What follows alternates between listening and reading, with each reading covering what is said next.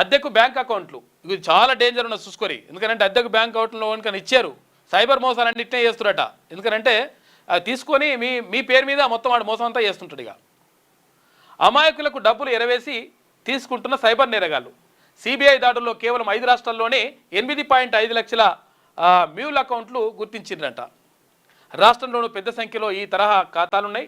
ఇక విదేశాల్లో నుంచి ఆన్లైన్లో ఆపరేట్ చేస్తూ క్రిప్టో కరెన్సీ తర్వాత బిట్ కాయిన్స్ రూపంలో మనీ తరలిస్తున్నారంట. ఇటీవల 25 మందిని అరెస్ట్ చేసిన సైబర్ సెక్యూరిటీ బ్యూరో అసలు నేరగాళ్లు తప్పించుకోవడంలో చిక్కుతున్న ఖాతాదారులు. అసలోడేమో తప్పించుకుంటాడు, ఎవడు మోసం చేసినాడు, కానీ మీ అకౌంట్లు ఇస్తారు కాబట్టి మీ పని అవుతుంది.